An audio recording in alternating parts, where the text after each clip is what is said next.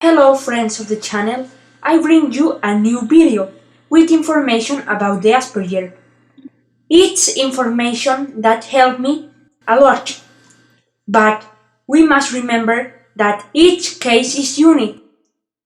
If you are learning English, this video will help you for your listening. So Asperger syndrome, or Asperger's, is one of the autism spectrum disorders. And while everyone with Asperger's is affected a little differently, most people with this syndrome have some difficulties relating to other people. And this stems from having trouble with social communication and interactions. So let's draw a few pictures here to better understand what we mean by trouble with communication and interactions. So I'm just going to draw this face here, and let's make this face happy. And now imagine if you were having a conversation with this person here, and all of a sudden their smile here, it turned upside down into a frown. Well, that might indicate to you that something about this conversation, maybe something you said or something you did, or maybe something that the person was thinking about, something upset or bothered this person here, right? To make them frown. Well, if a person with Asperger's was having a conversation with someone and their facial expression changed like it did here, the person with Asperger's actually might not really notice this.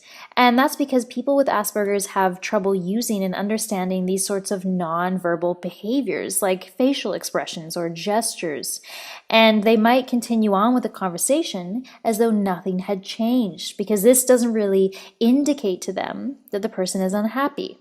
And if we draw a person here, and maybe let's say that this person is walking by and they say good morning and they wave and smile, well, for someone with Asperger's, they might not really realize that they're supposed to return or reciprocate this gesture by also saying good morning and waving back.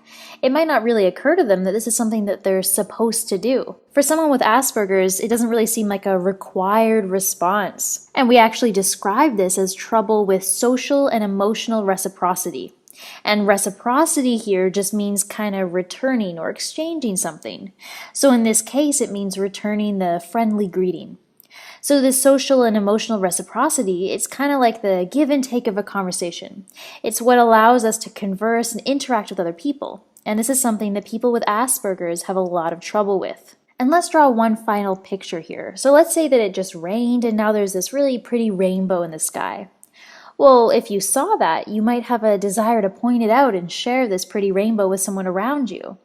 But for someone with Asperger's, they don't really have this spontaneous desire to share something of interest or enjoyment with someone else. So they don't really point things out that interest them or excite them or share their achievements with other people. So this trouble with communication and interaction is one of the main features of Asperger's. And these different examples here are some ways that this trouble with communication and interaction can manifest in someone with Asperger's. And there's one other main feature of Asperger's, and that's restricted interests and repetitive behaviors. So in order for us to see what we mean by restricted interests, let's actually draw a graph here, a graph that shows the level of interest in a few different activities. And you'll see what I mean in a sec. So on our y-axis here, let's make this the level of interest. So the higher up we are here, the more interest there is. And on our x-axis here, we'll put down some different activities. And we'll use this pink color here to show what we might expect from the average child. And we'll use this green color here to show what we might see from a child with Asperger's. Okay, so let's put down a few activities here. So let's put down reading, and we'll put down drawing, and let's do one more. We'll put down playing with blocks.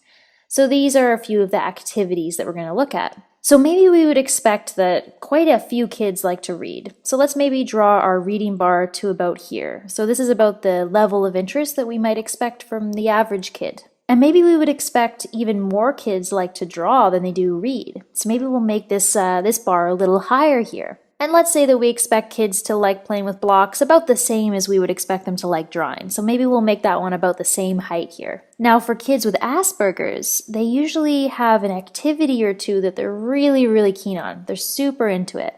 But then they don't really show interest in other activities. So for example, maybe for someone with Asperger's, they really aren't really interested or keen on reading. So their little bar would be way down here, a lot lower than what we might expect from the average child. And they don't really want to draw at all, so their bar is also, really low. But let's say they absolutely love playing with blocks. They would spend all their time playing with blocks if they could. They're really keen on blocks. And they're way more keen than we would expect from an average kid. So their interest level is way up here. So while every kid with Asperger's is different and has different levels of interest in different activities, generally what we see is something like this restricted interest in one or two activities and then not much interest at all in anything else. So this kind of shows us what we mean by restricted activities. And when we say repetitive behaviors here, what we mean are things like lining up toys or moving certain body parts in repetitive ways. So this is something that we also often see in someone with Asperger's. So it turns out that these main signs of Asperger's are actually what we use to diagnose the syndrome. There isn't really a blood test or a brain scan that we can use to confirm Asperger's.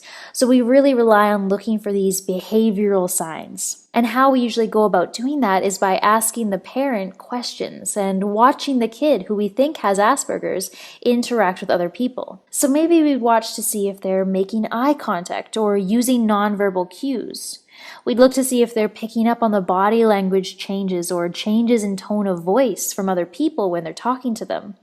We might play with them and see if they want to show us their toys that they like or share something with us.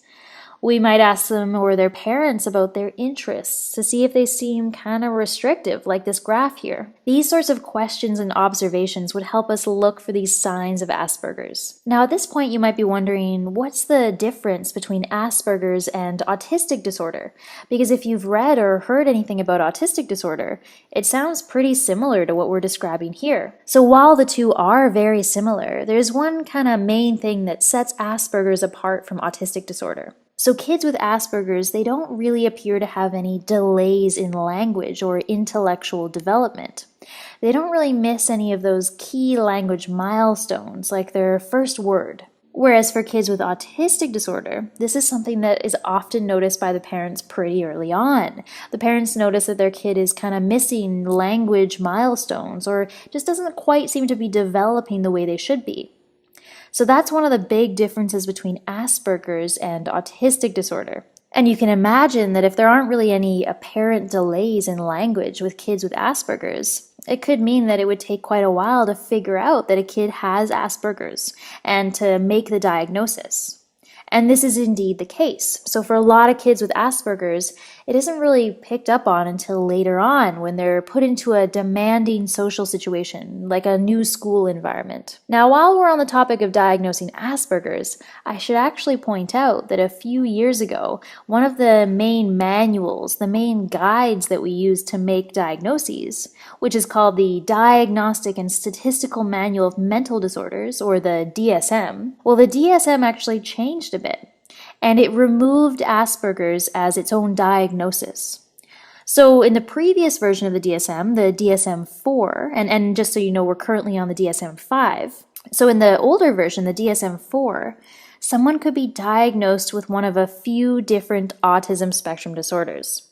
So there was Asperger's, autistic disorder, childhood disintegrative disorder, and pervasive developmental disorder. So these were all individual disorders that someone could be diagnosed with. But when the new DSM-5 came out, it was decided that it would be better to kind of merge these all together, these different disorders, into one disorder, autism spectrum disorder. The idea was that this one spectrum here would better account for all the different variations that we see in people with autistic disorders by putting everyone on one spectrum rather than having several distinct disorders with different criteria. So that's what the DSM-5 looks like. So now in the DSM-5, instead of having Asperger's as a diagnosis that can be made, there's just one autism spectrum disorder. But not every country uses the DSM. So depending on what guidelines are used in your country to make a diagnosis, you might still see a diagnosis of Asperger's syndrome made. So whether someone is diagnosed with Asperger's or autism spectrum disorder instead, the management is very similar. There isn't any medication or specific plan to manage Asperger's. And because everyone is very different, management plans can vary a lot between different people with the syndrome. So the main sort of goal of management is to get the parents and other family members and teachers to create an environment that allows the kid with Asperger's to work on improving their communication and interaction skills. So to help the kid work on their social skills, parents might encourage making eye contact and understanding and using body language during conversations. They might help the kid understand social conventions like sharing and smiling and greeting people and really emphasizing these on a daily basis. And in order to encourage new interests, because remember, kids with Asperger's can be really restrictive with their interests, parents and teachers might try to find activities that are similar to but still different from the one that the kid with Asperger's enjoys. So maybe if the kid really enjoys drawing, for example, parents and teachers might try to encourage other similar artistic activities like painting or sculpting. Thanks for watching this video. I hope you find it useful to understand the Asperger. If it has helped you, give me a like and subscribe. See you soon. Adiós amigos del canal.